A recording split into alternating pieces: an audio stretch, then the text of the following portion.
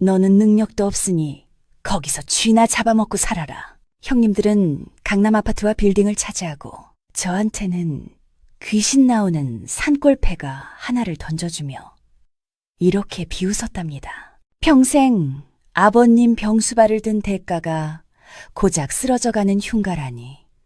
그때는 정말 피눈물이 났지요. 하지만 여러분, 사람 팔자는 시간 문제고 뚜껑은 열어봐야 아는 법 아니겠어요? 과연 아버님이 폐가 속에 숨겨두신 진짜 유산은 무엇이었을까요? 사연을 시작하기 전에 구독과 좋아요로 마음을 나눠주시고 지금 이 이야기를 어디에서 듣고 계신지도 댓글로 남겨주세요. 당신이 있는 그곳에 오늘 행운과 행복이 가득하시길 진심으로 기원합니다. 그럼 지금부터 이야기를 시작해 보겠습니다. 탁 하고 메마른 서류 봉투 하나가 테이블 위로 던져지는 소리가 났답니다. 그 소리가 어찌나 차갑고 날카롭던지 아직 채 가시지 않은 향냄새마저 얼어붙는 것만 같았지요. 제 눈앞에는 검은 상복을 입은 두 형님이 마치 남보다 못한 사람을 보듯 싸늘한 눈빛으로 저를 내려다보고 있었답니다. 아버님의 49제가 막 끝난 직후였어요. 아직 제 손끝에는 아버님이 마지막으로 남기신 온기가 남아있는 것만 같은데 형님들은 벌써 계산기를 두드리고 있었던 게지요. 영씨가 이게 우리 합의안이다. 더 볼 것도 없다. 도장이나 찍어라. 장남인 영철 형님이 뱉어내듯 말하더군요. 저는 떨리는 손으로 그 누런 봉투를 집어들었답니다. 봉투 안에서 나온 건 꼬깃꼬깃한 등기부 등본 한 장과 낡은 열쇠 꾸러미 하나뿐이었어요. 서류에 적힌 주소를 보는 순간 저는 제 눈을 의심할 수밖에 없었답니다. 강원도 두매산골. 아버님이 젊은 시절 잠시 머물다 버려두었다던 그 폐가 마을 사람들조차 귀신이 나온다며 피해 다닌다는 그 흉가였으니까요. 형님, 지금 이게 무슨 소리요? 강남 상가랑 아파트, 그리고 선산 땅은 다 형님들이 가져가고 나보고는 이 산골짜기 폐가 하나 달랑 가지고 떨어지라는 말이요? 제 목소리가 파르르 떨려 나왔답니다. 억울함에 목이 메어 말조차 제대로 나오지 않더군요. 지난 20년, 그 긴 세월 동안 아버님 곁을 지킨 건 저였어요. 형님들은 명절 때나 얼굴 한번 비칠까 말까 했고 병원비 한 푼 보탠 적 없었지요. 아버님이 똥오줌을 못 가리실 때 밤새 그 냄새나는 기저귀를 갈아채우고 욕창이 생길까 젖은 수건으로 몸을 닦아드린 건 오직 저와 제 아내였답니다. 그런데 이제 와서 고작 쓰러져가는 폐가 하나라니요. 그러자 둘째 형인 영호가 코웃음을 치더군요. 대학교 수랍시고 평소에도 점잖은 척은 혼자 다 하더니 그날따라 그 안경 너머의 눈빛이 어찌나 비열해 보이던지 모른답니다. 야, 박영식, 너 주제 파악 좀 해라. 네가 20년 동안 아버지 모신 거? 그거 다 우리 덕분이야. 우리가 밖에서 돈 벌어올 때 너는 아버지 핑계대고 집에서 놀고 먹었잖아. 그동안 생활비며 쌀값이며 우리가 안 보태줬으면 네가 굶어 죽기나 면했겠냐? 감사한 줄 알아야지. 어디서 눈을 동그랗게 뜨고 대들어? 기가 막혀서 말이 안 나오더군요. 생활비라니요. 형님들이 가끔 던져주듯 보내준 그 돈은 아버님 병원비의 절반도 안 되었답니다. 부족한 돈을 메우려 제 아내는 식당 설거지부터 남의 집 파출부까지 안 해본 일이 없었어요. 제 손마디가 굵어지고 아내의 허리가 굽어갈 때 형님들은 골프를 치러 다니고 해외여행을 다니지 않았던가요? 형님, 말씀이 너무 심하시오. 내가 놀고 먹다니요. 아버님 치매 오시고 밤마다 소리 지르실 때 형님들은 전화 한 통 제대로 받아준 적 있어? 내가 대목장일 배우던 것도 그만두고 내려와서. 시끄러워. 장남 형님이 테이블을 쾅 내리치며 소리를 질렀답니다. 그 소리에 대기실 안에 공기가 찢어지는 듯 했지요. 능력 없어서 빌부터 산 놈이 핑계는 무슨 핑계야. 솔직히 말해서 강남 아파트? 그거 너한테 주면 네가 관리나 하겠냐? 세금 낼 돈도 없는 놈이 탐낼 걸 탐내야지. 그 강원도 땅. 요즘 귀촌바람 불어서 나중에 펜션이라도 지으면 밥벌이는 될 거다. 형들이 너 생각해서 그나마 챙겨주는 거니까 잔말 말고 도장 찍어. 안 그러면 법대로 해. 법대로 하면 넌 기업은이고 뭐고 국물도 없어. 알겠냐? 형님은 제 면전에 대고 담배 연기를 훅 내뿜었답니다. 매캐한 연기가 눈을 찔러 눈물이 핑 돌더군요.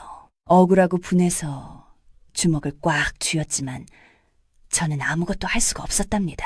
형님들 말대로 저는 돈도 없고 백도 없는 그저 늙고 초라한 막내일 뿐이었으니까요.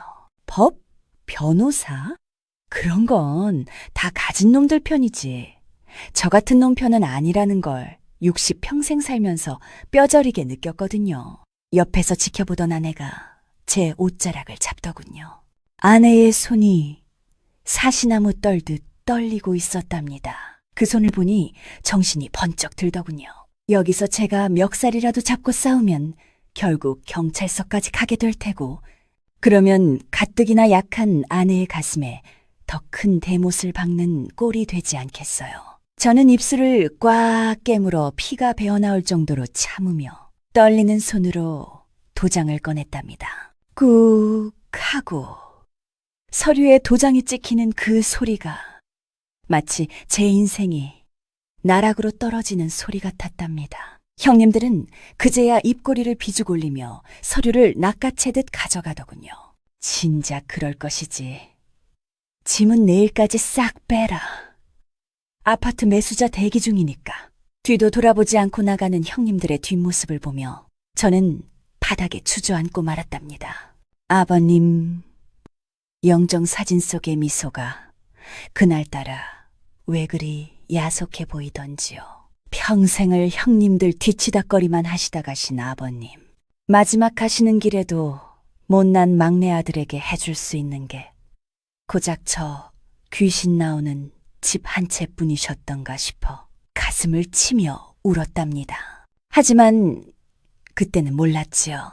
그 썩어빠진 폐가 속에 형님들이 상상조차 못할 엄청난 비밀이 숨겨져 있다는 사실을 말입니다. 지금 생각해보면 참으로 기가 막힌 운명의 장난 아니겠어요? 그렇게 저는 쫓겨나듯 강원도 산골짜기로 향하게 되었답니다. 덜컹거리는 낡은 트럭 한 대가 구불구불한 산길을 힘겹게 올라가고 있었답니다. 그 트럭 짐칸에는 우리 부부의 20년 세월이 담긴 초라한 이삿짐들이 밧줄에 묶여 위태롭게 흔들리고 있었지요. 운전대를 잡은 제 손등에는 핏줄이 붉어져 나왔고 조수석에 앉은 아내는 창밖만 하염없이 바라보고 있었답니다. 서울을 떠나온 지 벌써 4시간이 넘었건만 아내는 한마디도 하지 않았어요. 그 침묵이 어찌나 무겁고 아프던지 차라리 저에게 욕이라도 퍼부어주면 속이 시원하겠다 싶었지요. 여보, 거의 다 왔어. 조금만 참아. 제가 건넨 말은 공허하게 허공으로 흩어졌답니다. 내비게이션조차 길을 찾지 못해 몇 번이나 멈춰섰던 그 산길의 끝에 드디어 그 집이 모습을 드러냈답니다. 끼익 하고 브레이크 밟는 소리와 함께 트럭이 멈춰 섰지요. 차에서 내려 그 집을 마주한 순간 저도 모르게 깊은 한숨을 내쉬고 말았답니다. 사람 사는 집이 아니라 그야말로 흉가 그 자체였으니까요. 마당에는 제 허리춤까지 오는 잡풀들이 무성하게 자라있어 발 디딜 틈조차 없었답니다. 대문은 반쯤 뜯겨나가 덜렁거리고 있었고 흙담은 여기저기 무너져 내려앉아 있었지요. 지붕을 덮은 기와는 깨지고 이끼가 잔뜩 끼어 검푸르게 변해 있었고 처마 끝에는 거미줄이 겹겹이 쳐져 있어 을씨년스러운 분위기를 자아내더군요. 바람이 불 때마다 삐걱거리는 소리가 났는데 마치 그 집이 오지 마라, 오지 마라 하며 우는 소리 같아서 등골이 오싹했답니다. 세상에, 여기가 우리가 살 집이라고요? 아내가 믿기지 않는다는 듯 입을 틀어막으며 차에서 내리더군요. 아내의 발이 닿자마자 풀숲에서 메뚜기 떼가 후두둑 튀어 올랐답니다. 아내는 기겁을 하며 제 뒤로 숨었지요. 10년 전, 그래도 사람 손을 탔을 때는 이 정도는 아니었는데 10년이라는 세월이 집을 완전히 폐허로 만들어 놓은 겁니다. 저는 짐짓 아무렇지 않은 척 낫을 꺼내 들고 앞장섰답니다. 사람 손길 닿으면 금방 좋아질 거야. 내가 누구야? 왕년에 대목장 소리 듣던 사람 아니야. 기둥 좀 손보고 지붕 좀 얹으면? 하지만 제 말은 끝까지 이어지지 못했답니다. 마루에 올라서자마자 발밑에서 우지끈 하고 나무 썩은 소리가 나더니 바닥이 푹 꺼져버렸거든요. 먼지가 풀썩 피어올랐고 쥐 한 마리가 소스라치게 놀라 마루 밑으로 도망쳤답니다. 그 모습을 본 아내는 그 자리에 주저앉아 펑펑 울기 시작했답니다. 아이고, 내 팔자야. 내가 전생에 무슨 죄를 지어서 이 꼴을 당하나. 서울서 떵떵거리며 살지는 못해도 적어도 쥐 나오는 집에서는 안 살 줄 알았는데. 영감, 말 좀 해봐요. 형님들한테 그렇게 무시당하고 쫓겨나서 온 곳이 겨우 여기야? 당신이 평생 아버님 모신 대가가 겨우 이 쓰레기장이냐고. 아내의 울음소리가 텅 빈 산골짜기에 메아리 쳤답니다. 가슴이 미어지는 것 같았어요. 아내 말이 구구절절 옳았으니까요. 서울에서 나고 자라고 생이라곤 모르던 사람이 저 하나 믿고 시집와서 평생을 시아버지 병수발에 헌신했답니다. 그런데 늙어갈 곳이 안락한 아파트가 아니라 쥐가 나오고 비가 새는 폐가라니. 저는 입이 10개라도 할 말이 없었지요. 저는 아내를 달래는 대신 묵묵히 낫을 휘둘러 마당에 자풀을 베기 시작했답니다. 치, 날카로운 낫질 소리만이 정적을 갈랐지요. 풀을 벨 때마다 형님들에 대한 분노와 제 자신에 대한 한심함이 뚝뚝 떨어지는 땀방울과 함께 흩어졌답니다. 두고 보자. 내가 이 집을 어떻게든 사람이 살 수 있는 곳으로 만들고 만다. 형님들이 보란 듯이 내가 여기서 굶어 죽지 않고 살아남는 걸 보여주마. 도끼가 오르더군요. 해가 뉘엿뉘엿 넘어가고 사방이 어둑어둑해질 때까지 저는 쉬지 않고 풀을 베고 쓰레기를 치웠답니다. 땀으로 범벅이 된 몸을 이끌고 겨우 방 한 칸을 치운 뒤 신문지를 깔고 아내와 마주 앉았지요. 전기도 들어오지 않아 촛불 하나를 켜놓고 가져온 찬밥 덩어리를 물에 말아먹는데 목구멍으로 밥알이 넘어가는지 돌덩이가 넘어가는지 알 수가 없었답니다. 그날 밤 아내는 지쳐 쓰러져 잠들었지만 저는 잠을 이룰 수가 없었지요. 천장에서 쥐들이 달그락거리는 소리가 들리고 밖에서는 부엉이가 울어댔거든요.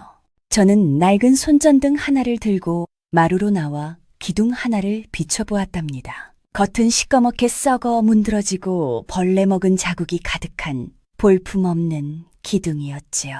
마치 제 인생 같다는 생각이 들어 씁쓸하게 웃었답니다. 그런데 말이죠.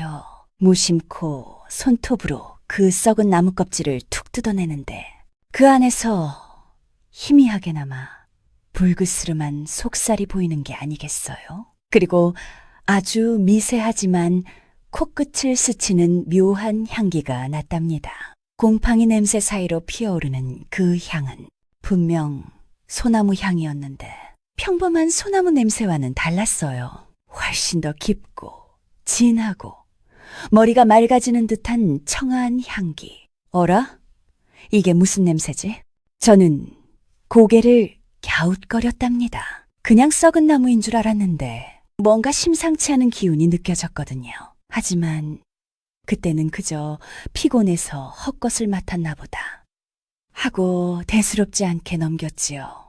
만약 그때 제가 그 기둥의 정체를 바로 알아차렸더라면 그렇게 마음고생을 하지는 않았을 텐데 말입니다.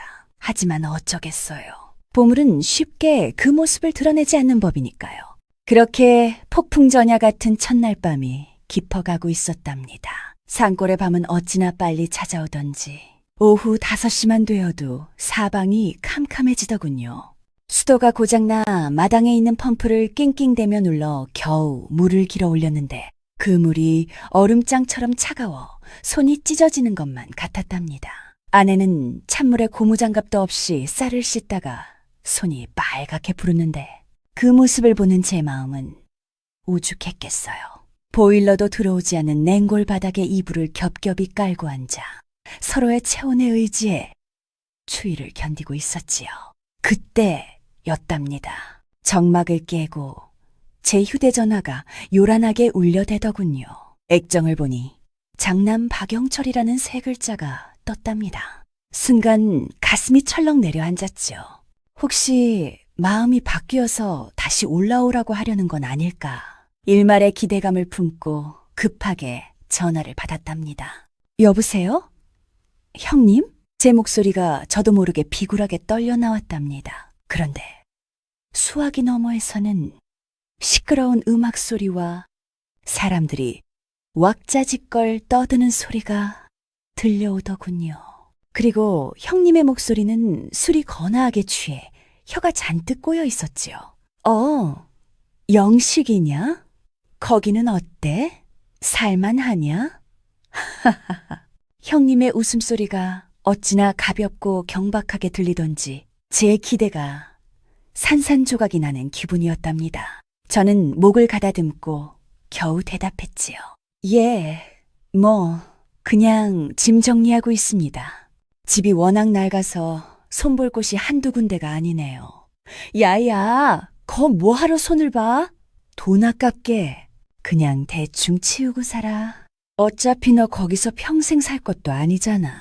나중에 땅값 좀 오르면 팔아치워야지. 아, 맞다. 내가 전화한 게 딴 게 아니고 너 들으면 배 좀 아플 소식 하나 전해주려고. 형님은 뜸을 들이더니 킬킬거리며 말을 이었답니다. 야, 내가 가져간 강남 아파트 있잖아. 그게 일주일 사이에 호가가 2억 원이나 뛰었다네. 2억 원이야, 2억 원. 너 평생 일해도 못 만져볼 돈이 앉은 자리에서 생긴 거라고. 이게 다 형님의 안목 덕분 아니겠냐. 아버지가 너한테 그거 안 주신 게 천만다행이지. 네가 가졌으면 멍청하게 팔아먹었을 거 아니야. 순간 머리가 멍해지면서 손에 힘이 풀리더군요. 2억 원이라니요. 우리는 지금 당장 밥 해먹을 가스비가 걱정인데 형님은 앉아서 벼락부자가 되었다며 자랑질을 하고 있는 겁니다. 속에서 뜨거운 것이 울컥 치밀어 오르더군요. 형님, 축하드립니다만 지금 우리는 당장 잘 곳도 마땅치 않아서. 아이고, 앓는 소리 좀 그만해라. 지겹지도 않냐? 정 배고프면 거기 마당에 돌아다니는 쥐라도 잡아먹고 살든가. 거기는 공기 좋으니까 쥐도 깨끗할 거 아니냐? 하하! 아무튼 나는 지금 축하 파티 중이니까 끊는다. 잘 살아라, 촌놈아. 뚜뚜뚜. 전화가 끊기는 소리가 마치 제 따귀를 때리는 것 같았답니다. 쥐나 잡아먹고 살라니요. 아무리 술에 취했기로서니. 친동생한테 할 소리가 있고 못할 소리가 있지 않겠어요? 모멸감에 온몸이 부들부들 떨렸답니다. 옆에서 듣고 있던 아내도 기가 막힌지 입을 다물지 못하더군요. 아내의 눈에서 기어이 눈물 한 방울이 툭 떨어져 내복 위로 스며들었답니다. 여보, 우리 정말 쥐나 잡아먹고 살아야 하는 거예요? 형님들은 저렇게 잘 사는데 우리는 왜 이 모양 이 꼴로 살아야 해요?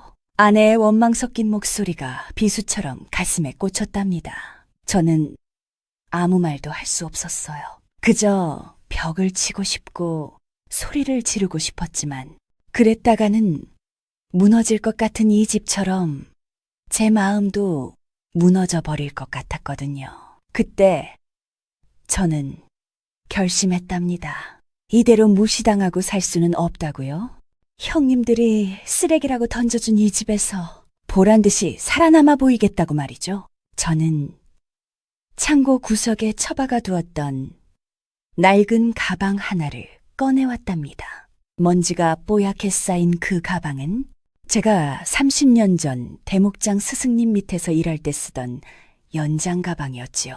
지퍼를 열자 녹이 슬긴 했지만 여전히 날카로운 빛을 내뿜는 대패와 끌, 망치들이 모습을 드러냈답니다. 그 연장들을 보는 순간 잊고 살았던 제 안에 뜨거운 피가 다시 도는 것 같았어요. 그래요. 저는 평생 아버님 수발만 든 무능한 막내가 아니라 한때는 나무를 만지고 집을 짓던 기술자였답니다. 여보, 울지 마. 나 박영식이야. 이 집 내가 궁궐처럼 바꿔놓을게.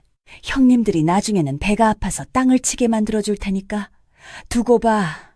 저는 굳은 살 박인 손으로 아내의 눈물을 닦아주며 맹세했답니다. 비록 지금은 쥐가 나오는 폐가지만 제 손으로 갈고 닦아 세상에서 제일 따뜻한 보금자리로 만들겠노라고요. 하지만 그때까지만 해도 저는 몰랐답니다. 제가 깎으려는 그 썩은 나무 기둥 속에 강남 아파트 열채를 줘도 못 바꿀 엄청난 보물이 숨쉬고 있다는 사실을 말이지요. 형님들의 그 오만한 웃음소리가 곧 통곡소리로 바뀌게 될 줄은 꿈에도 모른 채 저는 밤새 숫돌의 낫과 대패날을 갈고 또 갈았답니다. 쓱사, 쓱사. 그 소리가 마치 복수의 칼날을 가는 소리처럼 서늘하게 산골짜기에 울려 퍼졌지요. 다음 날 아침, 동이 트자마자 저는 작업복으로 갈아입고 마루로 나섰답니다. 머리에는 낡은 수건을 질끈 동여매고 허리춤에는 어제 밤새 갈아놓은 연장들을 찼지요. 햇빛 아래서 본 집의 몰골은 더욱 처참했답니다. 기둥이란 기둥은 죄다 시커멓게 썩어 있었고 곳곳에 흰개미가 갉아먹은 자국이 숭숭 뚫려 있었어요. 어휴, 이걸 언제 다 한다지. 한숨이 절로 나왔지만 저는 마음을 다잡고 가장 상태가 심각해 보이는 대청마루 중앙기둥 앞에 섰답니다. 겉보기에는 금방이라도 바스러질 것 같은 흉물스러운 나무였지요. 저는 조심스럽게 대패를 기둥 표면에 갖다 댔습니다. 그리고 힘을 주어 쭉 밀어내렸지요. 스 하는 경쾌한 소리와 함께 시꺼먼 나무 껍질이 벗겨져 나갔답니다. 썩은 톱밥 가루가 우수수 떨어지더군요. 역시나 속까지 다 썩었나 보다 하고 실망하려는 찰나였어요. 어? 이게 무슨 냄새지? 대패질을 한 자국에서 갑자기 훅 하고 코를 찌르는 강렬한 향기가 피어오르는 게 아니겠어요? 곰팡이 냄새나 썩은 나무 냄새가 아니었답니다. 그건 아주 짙고 깊은, 마치 깊은 산속 옹달샘 옆에 핀 오래된 소나무 숲에 들어와 있는 듯한 청량한 향기였어요. 머릿속이 맑아지고 가슴이 뻥 뚫리는 듯한 그 기묘한 향에 저는 저도 모르게 킁킁거렸답니다. 이상하다 싶어 저는 대패질을 멈추고 벗겨진 나무 속살을 자세히 들여다보았지요. 그런데 이게 웬일입니까? 시커먼 껍질 바로 아래 드러난 나무의 색깔이 예사롭지 않았답니다. 보통 소나무는 속살이 희거나 누런빛을 띠는데 이 나무는 마치 붉은 팥죽색처럼 진한 붉은 빛을 띠고 있었어요. 그리고 나이테가 어찌나 촘촘하던지 바늘 하나 들어갈 틈이 없어 보일 정도로 단단해 보였답니다. 순간 30년 전 스승님이 해주셨던 말씀이 번개처럼 뇌리를 스치고 지나갔지요. 영시가 잘 듣거라. 진짜 좋은 나무는 겉모습이 중요한 게 아니다. 황장목이라고 들어봤느냐? 임금님의 관을 짜거나 궁궐을 지을 때만 쓰는 최고의 소나무다.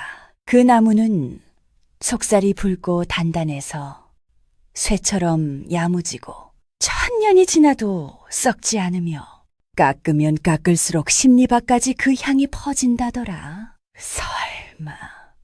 설마 하는 마음에 제 심장이 쿵쾅거리기 시작했답니다. 저는 떨리는 손으로 다시 대패를 잡고 이번에는 좀 더 깊게 힘을 주어 밀어보았지요.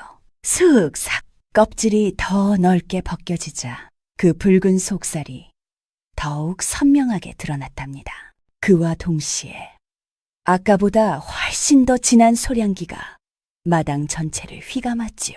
그 향은 정말이지 신비로웠어요. 마치 나무가 지난 수백 년간 품어왔던 숲의 정기를 한꺼번에 토해내는 것만 같았거든요. 저는 침을 꼴깍 삼키며 손가락으로 그 붉은 나무 표면을 문질러 보았답니다. 매끄럽기가 마치 기름을 발라놓은 것 같았고 두드려보니 탕탕하고 맑은 쇠소리가 났어요. 이건 틀림없었답니다. 전설로만 듣던 금강송, 그 중에서도 최상급인 황장목이었어요.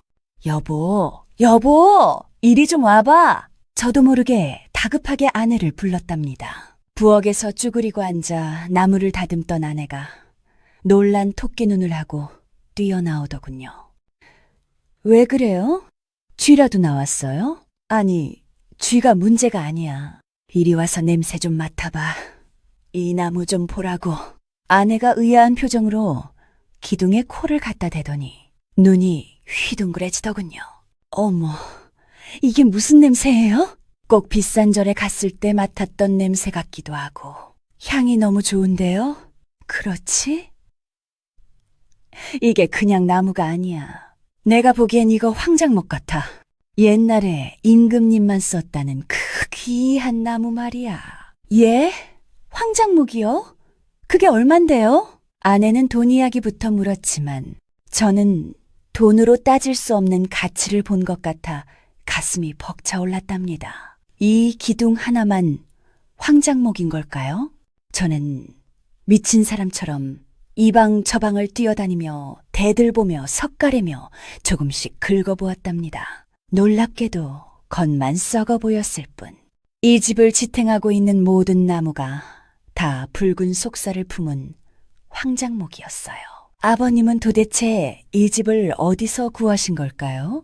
그리고 왜 형님들에게는 비밀로 하고 저에게만 이 집을 주신 걸까요? 등골이 오싹하면서도 한편으로는 묘한 희열이 느껴졌답니다. 형님들이 썩은 나무라고 비웃던 이 집이 사실은 강남 아파트보다 더 귀한 보물단지일지도 모른다는 확신이 들었으니까요. 하지만 저는 아내에게 입단속을 시켰답니다. 여보, 아직 확실한 건 아니니까 형님들한테는 절대 말하면 안 돼. 그 사람들이 알면 당장 달려와서 이 집 내놓으라고 난리칠 위인들이잖아. 우리가 조용히 다 벗겨내고 제대로 알아볼 때까지는 비밀이야. 아내도 고개를 끄덕였지요. 우리는 마치 엄청난 비밀 작전을 수행하는 요원이라도 된 것처럼 서로를 마주보며 비장한 눈빛을 교환했답니다. 썩은 껍질 속에 숨겨진 붉은 보석. 이제 곧 그 찬란한 빛이 세상에 드러날 차례였지요.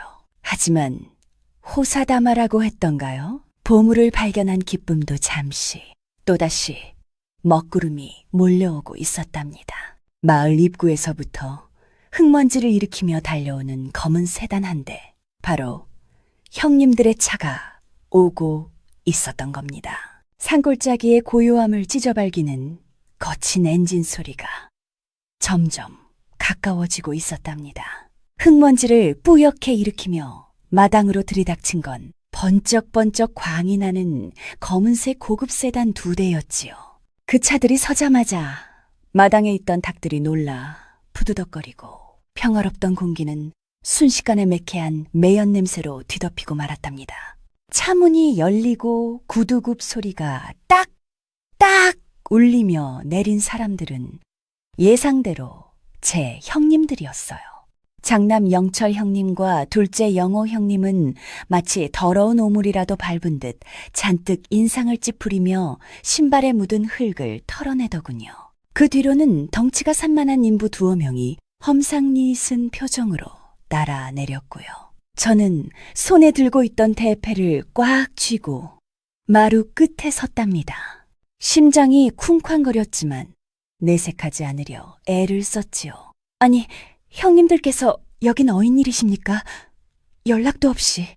제 물음에도 형님들은 대꾸조차 하지 않았답니다. 영철 형님은 주머니에서 손수건을 꺼내 코를 막으며 집 구석구석을 훑어보더군요. 그 눈빛에는 경멸과 무시가 가득했지요. 냄새야. 야, 영식아. 너는 이런 돼지우리 같은 데서 밥이 넘어가냐? 진짜 독한 놈이네. 비아냥거리는 말투에 속이 뒤집혔지만 참았답니다. 그러자 영호 형님이 서류 가방에서 종이 뭉치를 꺼내 제 앞에 툭 던지더군요. 자, 긴 말 필요 없고 여기에 도장 찍어라. 너한테는 이게 로또 당첨이나 다름없는 기회니까. 바닥에 떨어진 서류를 주워보니 부동산 매매 계약서라고 적혀 있었답니다. 매수 금액을 보니 기가 막혀서 헛웃음이 나오더군요. 고작 2천만 원. 서울 전셋값도 안 되는 돈으로 이 집과 땅 전부를 넘기라는 내용이었으니까요. 이게 뭡니까? 2천만 원이라니요? 그리고 갑자기 집을 팔라니 그게 무슨 말씀이세요? 아이고 답답해라. 너 뉴스도 안 보냐? 이 근처에 대규모 골프장이 들어선다는 소문이 바다에. 개발업자들이 땅 매입하러 다니는데 우리도 얼른 넘기고 빠져야지. 너 혼자 알박기라도 하겠다는 거냐? 어차피 이 썩은 집구석 철거 비용만 더 들어. 우리가 특별히 이사 비용까지 쳐서 가져온 거니까 고맙게 생각하고 찍어. 형님은 마치 적선이라도 하듯 거만하게 말했답니다. 골프장이라니요. 아버님이 평생을 그리워하며 아끼셨던 고향집을 기껏 골프장 짓는데 헐값에 넘기겠다니 제정신인가 싶었지요. 게다가 저는 방금 이 집의 진가를 확인하지 않았습니까? 못합니다. 이 집은 아버님이 저한테 주신 유산이에요. 그리고 저는 여기 고쳐서 살 겁니다. 죽어도 못 팔아요. 단호하게 말하자 형님들의 표정이 순식간에 험악하게 일그러지더군요. 뭐? 유산? 야, 이 미친놈아! 우리가 똥오줌 못 가리는 아버지 꼬셔서 겨우 등기 넘겨줬더니 진짜 네 집인 줄 아냐? 법적으로 따지면 유류분 청구 소송 걸어서 다시 뺏어올 수도 있어. 좋게 말할 때 도장 찍고 나가. 영철 형님이 고래고래 소리를 지르며 제 멱살을 잡으려 들었답니다. 아내가 비명을 지르며 말렸지만 형님은 아내마저 거칠게 밀쳐버렸죠. 아내가 흙바닥에 나뒹구는 모습을 보자 눈앞이 하얘지더군요. 형님! 아내한테 무슨 짓이요? 제가 대패를 들어올리며 맞서자 형님은 콧방귀를 끼며 뒤에 있던 인부들에게 손짓을 했답니다. 어라? 이 자식이 눈에 뵈는 게 없나 보네. 야, 김씨. 들어가서 짐 싹 다 드러내. 이참에 저 썩어 빠진 기둥도 다 뽑아버려. 어차피 철거할 거 미리 부숴버리지 뭐. 그 말이 떨어지기가 무섭게 덩치 큰 인부들이 구둣발로 마루 위로 성큼성큼 올라왔답니다. 쿵, 쿵. 낡은 마루가 비명을 질렀지요. 그들은 방 안으로 들어가 이불이며 옷가지를 마당으로 집어던지기 시작했답니다. 아내가 울면서 그들 바지가랑이를 잡고 늘어졌지만 그들은 아랑곳하지 않고 세간살이를 박살냈지요. 안 돼! 그건 안 돼! 인부 한 명이 쇠망치를 들고 제가 아까 껍질을 벗겨놓은 대청마루 기둥을 향해 다가갔답니다. 저 귀한 황장목에 흠집이라도 나면 끝장이라는 생각에 저는 몸을 날려 기둥을 끌어안았죠. 비켜요, 아저씨! 다치기 싫으면 못 비켜. 이 집을 부수려거든 나를 먼저 죽이고 부숴라. 이놈들아! 저는 기둥에 매달려 절규했답니다. 등 뒤로 인부들의 욕설과 형님들의 비웃음 소리가 쏟아졌지요. 아이고, 저 꼴값 떠는 것 좀 봐라. 썩은 나무가 뭐라고 목숨을 거냐. 야, 그냥 끌어내. 팔다리 하나 부러져도 산재 처리해 줄 테니까. 형님의 잔인한 명령에 인부들이 제 팔을 잡아 비틀기 시작했답니다. 오직은 어깨가 빠질 듯한 고통이 밀려왔지요. 하지만 저는 놓지 않았어요. 이 기둥을 놓치면 아버지의 마지막 유산이자 우리 부부의 희망이 사라진다는 생각에 이 악물고 버텼답니다. 아내는 마당에서 통곡하고 집안은 아수라장이 되었지요. 그야말로 생지옥이나 다름없는 상황이었답니다. 하늘도 무심하시지. 어찌 착하게 산 우리에게 이런 시련을 주시나 원망스럽기까지 하더군요. 바로 그때였어요. 대문 밖에서 천둥 같은 호통 소리가 들려온 것은 이놈들, 당장 그 손 멈추지 못할까? 어찌나 크고 우렁찬 소리였는지 왁자지껄하던 마당이 순식간에 찬물을 끼얹은 듯 조용해졌답니다. 제 팔을 비틀던 인부들도 흠칫 놀라 손을 멈추고 뒤를 돌아보았지요. 대문 앞에는 웬 낯선 노신사 한 분이 서 계셨답니다. 등산복 차림에 배낭을 메고 한 손에는 굵직한 지팡이를 짚고 계셨는데 헝클어진 백발과 땀에 젖은 얼굴이었지만 그 눈빛만은 호랑이처럼 형형하게 빛나고 있었어요. 헐떡거리는 숨을 몰아쉬며 서 있는 그분의 모습에서 범접할 수 없는 기운이 뿜어져 나왔답니다. 영철 형님이 기가 막히다는 듯 혀를 잔차며 앞으로 나섰지요. 뭐야, 저 영감탱이는? 등산객이면 길이나 곱게 지나갈 것이지. 남의 집안일에 왜 끼어들어? 당신 미쳤어? 형님의 막말에도 노신사는 눈 하나 깜짝하지 않고 성큼성큼 마당으로 걸어 들어왔답니다. 그리고는 인부들을 밀치고 제가 끌어안고 있는 기둥 앞으로 다가오셨지요. 저는 영문도 모른 채 멍하니 그분을 바라볼 수밖에 없었답니다. 노신사는 떨리는 손으로 제가 대패로 밀어놓은 기둥의 붉은 속살을 어루만지셨어요. 거친 손길이 나무의 결을 따라 천천히 움직이는데 그분의 눈가가 붉게 충혈되기 시작하더군요. 그리고는 코를 나무에 바짝 대고 깊게 숨을 들이마셨답니다. 흡, 깊은 탄식과 함께 노신사의 어깨가 잘게 떨렸지요. 마치 잃어버린 자식을 찾은 부모처럼 그분은 나무를 쓰다듬고 또 쓰다듬었답니다. 히, 무식한 놈들아. 너희 눈에는 이게 그저 썩은 나무로 보이더냐? 지금 너희가 망치로 부수려고 했던 게 뭔지나 알고 덤비는 것이냐? 노신사의 불호령에 형님들과 인부들은 꿀먹은 벙어리가 되었답니다. 영호 형님이 쭈뼛거리며 대꾸했지요. 아니, 할아버지가 뭔데 참견이세요? 이거 그냥 다 썩어서 벌레 먹은 폐가잖아요. 우리 땅이니까 우리가 부수든 말든 무슨 상관입니까? 폐가? 벌레 먹은 나무? 노신사는 기가 차다는 듯 헛웃음을 터뜨리더니 품 안에서 명함 지갑을 꺼내 영호 형님 얼굴에 들이밀었답니다. 눈이 달렸으면 똑바로 봐라. 내가 누군지 형님이 받아든 명함을 보더니 눈이 동그랗게 커지더군요. 옆에서 훔쳐보던 영철 형님의 얼굴도 사색이 되었고요. 국립문화재연구소 자문위원 김정호. 그 이름을 듣는 순간 저도 깜짝 놀랐답니다. TV, 진품 명품 같은 프로그램에서나 보던 우리나라 최고의 고건축 전문가이자 문화재청 전문위원인 그 유명한 김정호 교수님이었으니까요. 교수님은 지팡이로 바닥을 쾅 내리치며 말씀하셨답니다. 내가 이 근처 산세가 심상치 않아서 답사를 왔다가 어디서 귀한 향기가 나길래 홀린 듯이 따라왔다. 심리 밖에서도 맡을 수 있다는 이 향기. 이게 바로 전설 속의 황장목 향기란 말이다. 그것도 그냥 황장목이 아니야. 나이테를 보니 좋기 500년은 넘은 금강송 중에 금강송이야. 조선시대 왕실에서나 쓰던 국보급 목재란 말이다. 이 무식한 놈들아.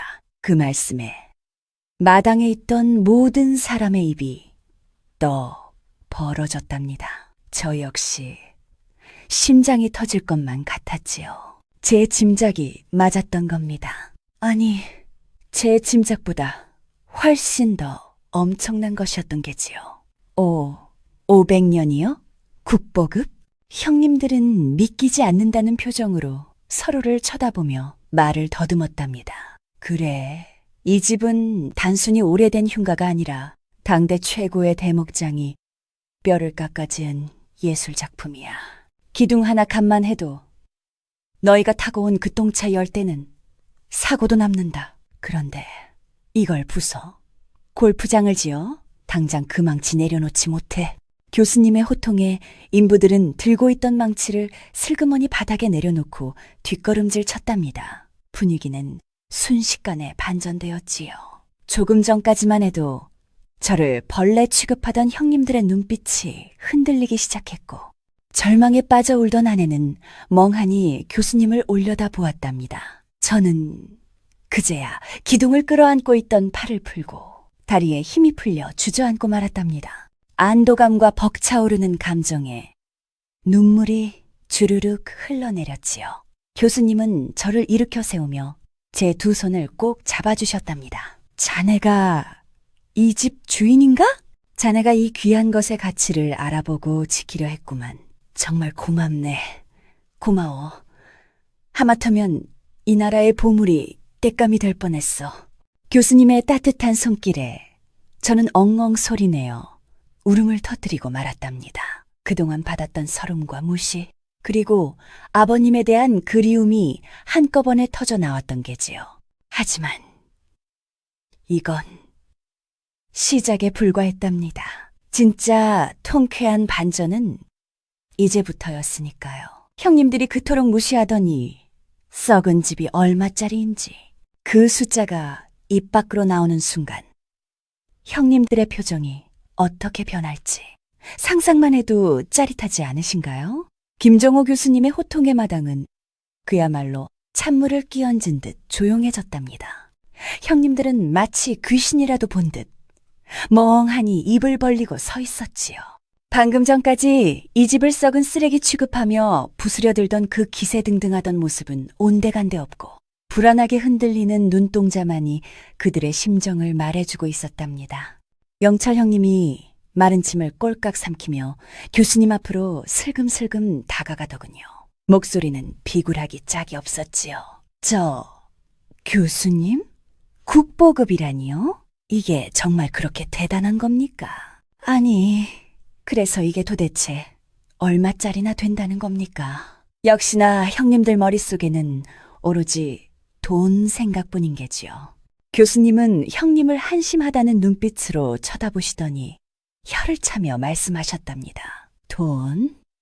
자네들은 눈앞에 국보가 있는데도 돈 타령인가?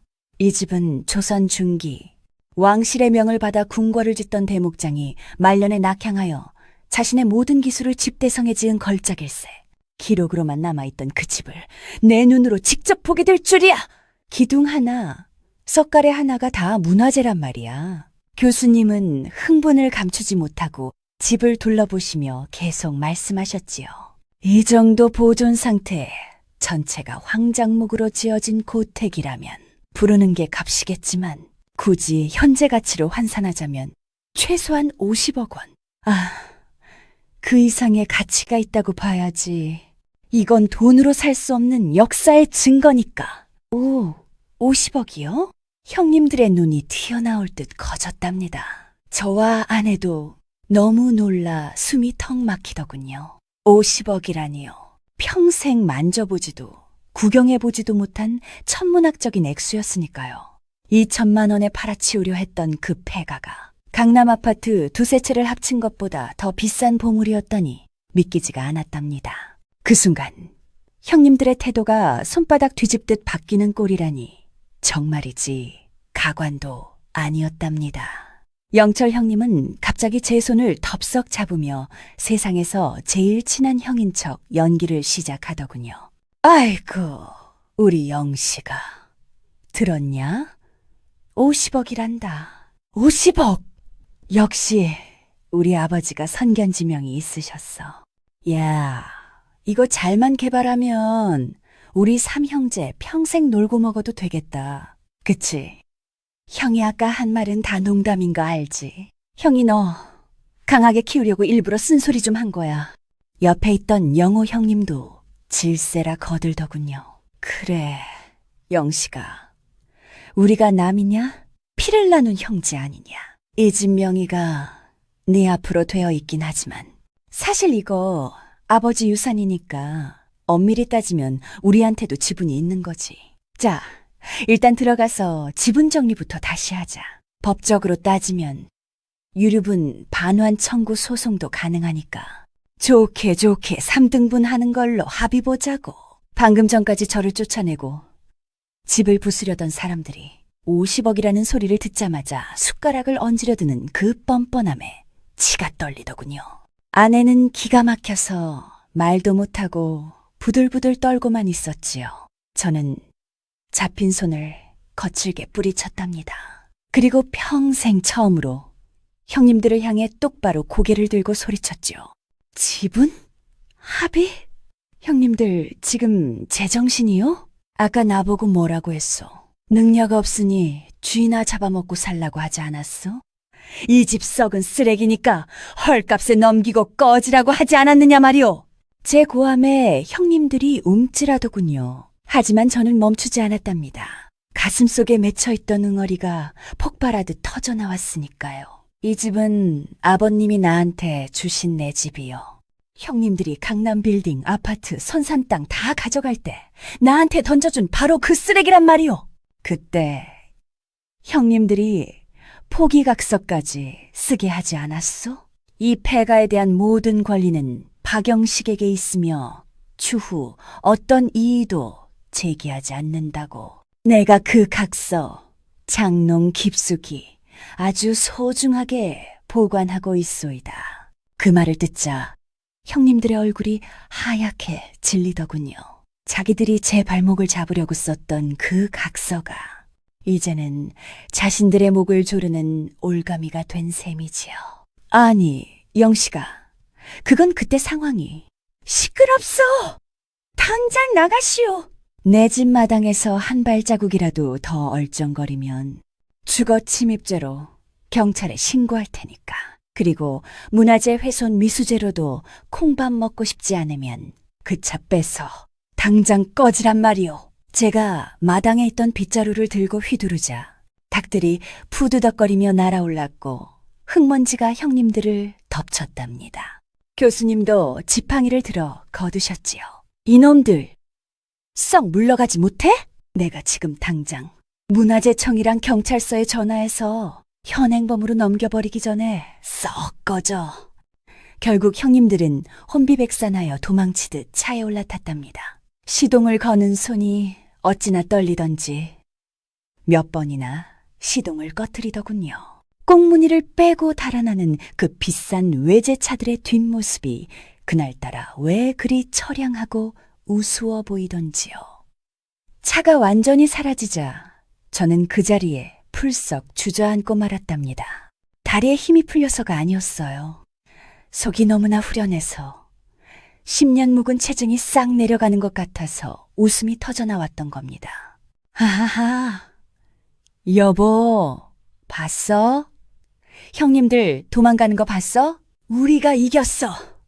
우리가 해냈다고. 아내도 울다가 웃다가 하며 저를 끌어안았지요. 우리는 서로 부둥켜 안고 덩실덩실 춤이라도 추고 싶은 심정이었답니다.